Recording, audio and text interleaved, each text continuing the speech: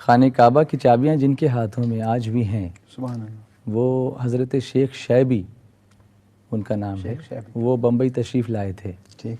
اور یہ اولاد میں ہیں حضرت عثمان ابن طلحہ رضی اللہ تعالیٰ عنہ، سبحان اللہ. جن کے ہاتھوں میں خانہ کعبہ کی چابیاں پہلے بھی ہوا کرتی تھیں. اور اللہ کے رسول صلی اللہ علیہ وسلم نے ایک مرتبہ ان سے چابیاں طلب کیں تو انہوں نے چابیاں نہیں دیں.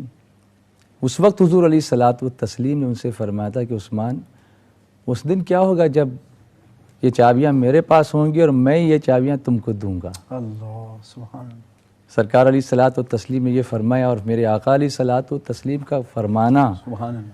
جو دن کو کہہ دیا ہے رات تو رات ہو کے رہی، بے شک. تمہارے منہ سے جو نکلی وہ بات ہو کے رہی. ہو کے سبحان رہی. اللہ. واہ واہ. پھر فتح مکہ کے بعد میرے آقا علیہ الصلوۃ والتسلیم جب مکہ مکرمہ تشریف لائے اور پھر آپ اشارہ فرماتے جاتے تھے اور سارے بت جو ہے اوندے منہ گرتے جاتے تھے، تو سرکار علیہ الصلوۃ والتسلیم نے حضرت عثمان سے وہ چابیاں پھر مانگیں. اب ظاہر سی بات ہے کہ سرکار صلی اللہ علیہ وسلم فاتح ہیں، اللہ کے رسول ہیں، چابیاں پھر میرے آقا کے ہاتھ میں آئیں. سبحان اللہ. اور پھر میرے آقا علیہ الصلوۃ والتسلیم نے حضرت عثمان ابن طلحہ کو وہ چابیاں عطا فرمائیں. سبحان اللہ. اور پھر ارشاد فرما کر یہ بھی فرمایا کہ عثمان یہ چابیاں قیامت تک تمہارے ہی خاندان میں رہیں سبحان گی، اللہ. اسے سوائے ظالم کے کوئی تم سے نہیں چھین سکتا. اللہ. وہ چابیاں آج تک اسی خاندان میں ہیں، سبحان اللہ. اور اسی خاندان کے چشم و چراغ جو ہیں شیخ شیبی، شیخ شیخ. اتفاق سے اب ان کا وصال ہو چکا ہے اور اب ان کے بھائی کے ہاتھ میں وہ چابیاں ہیں. سبحان اللہ. تو وہ بمبئی تشریف لائے تھے 1 سال قبل، اور جب وہ بمبئی تشریف لائے ان کے صاحبزادے بھی تھے، ان کی فیملی تھی، سب لوگ تھے. سبحان اللہ. تو ہمارے ایک بہت ہی کرم فرما دوست ہیں الحاج فاروق سوداگر درویش صاحب، ان کے مکان پر ایک محفل سجی، سبحان اللہ. اور اس محفل نعت میں مجھے یہ شرف حاصل ہوا سبحان کہ کلید بردار کعبہ اور ان کے خاندان کے افراد کے سامنے بیٹھ کر کچھ مخصوص لوگوں کی موجودگی میں نے مصطفیٰ جان رحمت صلی اللہ علیہ وسلم کی نعتیں سنائیں. سبحان اللہ. اس میں کچھ عربی نعتیں بھی تھیں اور کچھ اردو بھی تھیں. سبحان اللہ. اور اس کے بعد طلع البدر علینا جب میں نے پڑھی اللہ. تو وہ جیسے ہی اس میں نے صلی اللہ علیہ محمد صلی اللہ علیہ وسلم پڑھنا شروع کیا، شیخ شیبی اٹھ کے کھڑے ہو گئے. اللہ. وہ کیفیت جو تھی اس کا آج بھی ایک رومانچ سا میرے پورے بدن پر طاری ہو جاتا ہے جب میں سوچتا ہوں کہ کلید بردار کعبہ اٹھ کے کھڑے ہو گئے جب میں میرے مصطفیٰ کی آمد کا ذکر، مدینے میں آنے کا ذکر کر رہا تھا.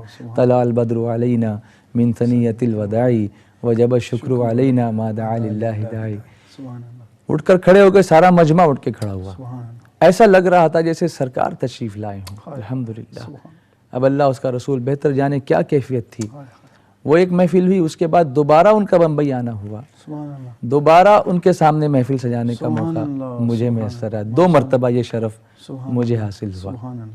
انہوں نے دعا کی، فاتحہ پڑھا، صلاۃ و سلام ہمارے ساتھ پڑھا، ماشاء اللہ. اور اس کے بعد اپنی عبا اتار کے انہوں نے اللہ. مجھے تحفے میں عطا فرمائی. سبحان اللہ. شیخ شیبی نے سبحان اللہ. جو جبہ وہ پہن کر آئے تھے وہی اتار کے انہوں نے مجھے دیا.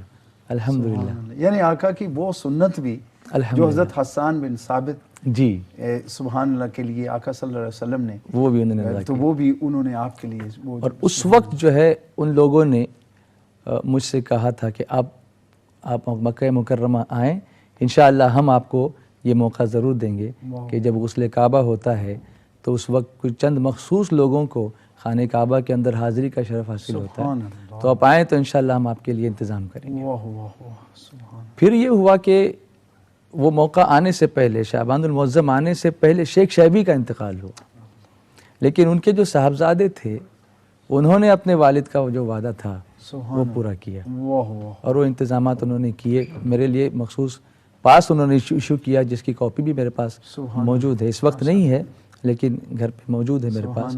ایک ڈاکومنٹ ہے میرے لیے، وہ میں نے اس کو سنبھال کے رکھا ہے جو خانہ کعبہ کے قابل بھی ہے. جی بالکل.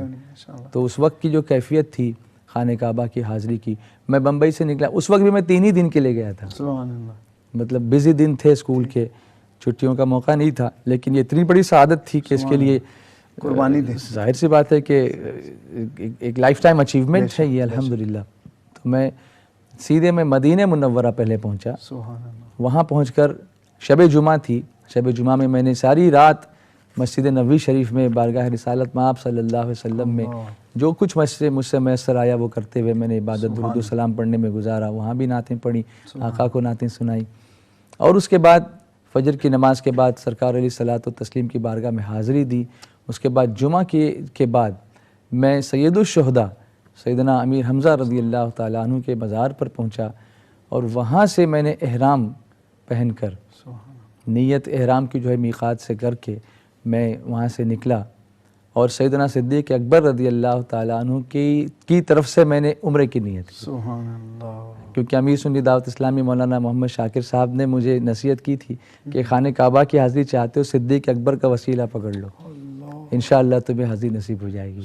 تو وہ میں لبیک پڑھتا ہوا میں وہاں سے نکلا، مکہ مکرمہ رات کو پہنچا تقریباً 11 ساڑھے 11 بجے، فوراً جو ہے وہ عمرے کے لیے گیا، عمرہ کیا۔ عمرہ کرنے کے بعد ابھی تک پاس ایشو نہیں ہوا تھا، آپ سوچئے کہ کتنا، اب کل صبح حاضری ہے اور ابھی تک پاس ایشو نہیں ہوا تھا۔ عمرہ کر کے میں نے 2 رکعت شکرانے کی نفل پڑھی، اور اس کے بعد ہاتھ اٹھا کے دعا کر رہا تھا کہ مولا کرم فرما دے کہ کل میری حاضری ہو جائے، اور مجھے فون آیا کہ تمہارا پاس ایشو ہو گیا ہے۔ سبحان اللہ۔ اور اس کے بعد میں اپنے ہوٹل پر پہنچ کر پھر میں نے دوبارہ غسل وغیرہ کیا۔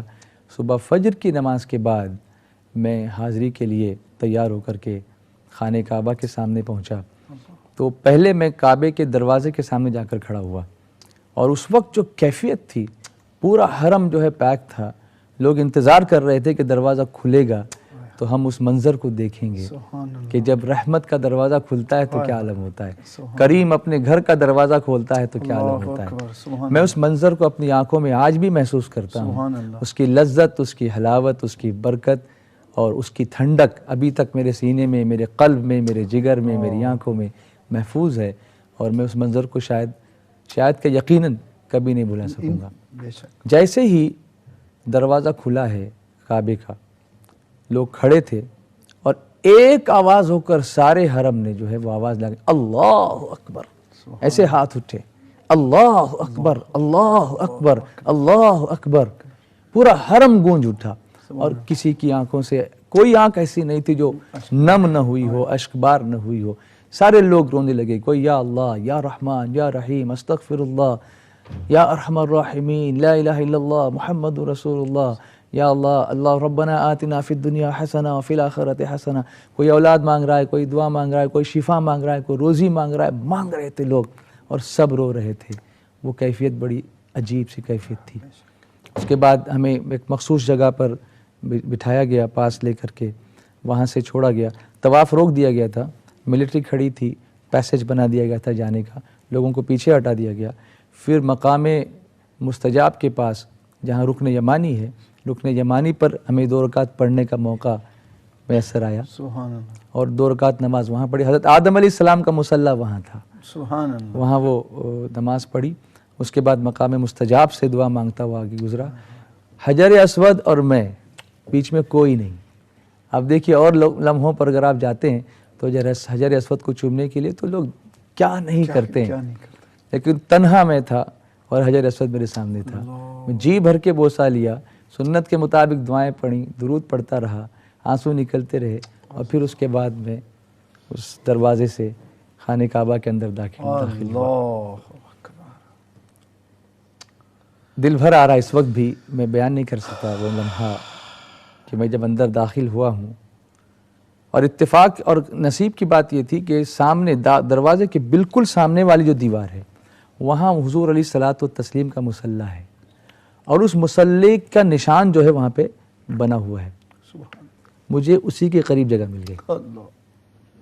میں نے وہاں 2 رکعت نفل پڑھی، سجدے میں کثرت سے تسبیح پڑھتا رہا، میں نے طویل سجدہ کیا کہ آج سجدے سے سر اٹھانے کا جی نہیں چاہتا، طویل سجدہ کیا۔ اب وہاں کچھ لوگ، جگہ کم ہے تو کچھ لوگ دوسرے بھی کھڑے تھے انتظار میں، وہ کہتے تھے کہ بھائی ذرا سا ہمیں بھی موقع دیجئے۔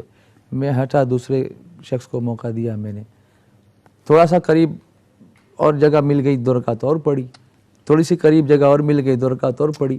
یعنی اکثر لوگ 2 رکعت پڑھ کے نکل جاتے ہیں، مجھے 6 رکعت پڑھنے کا وقت ملا۔ لوگ 5 منٹ میں نکل جاتے ہیں، مجھے آدھے گھنٹے اندر رکنے کا موقع اللہ نے عطا فرمایا۔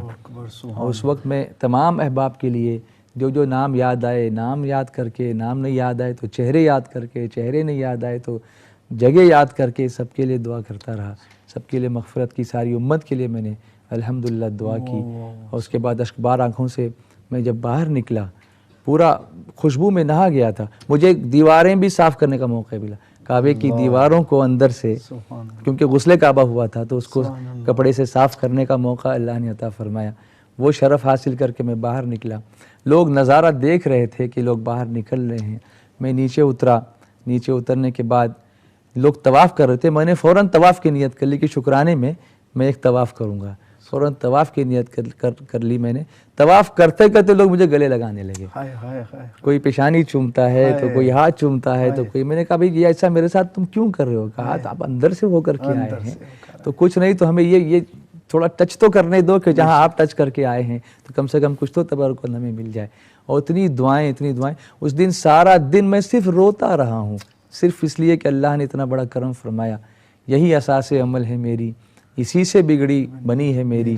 سمیٹتا ہوں کرم خدا کا، نبی کی نعتیں سنا.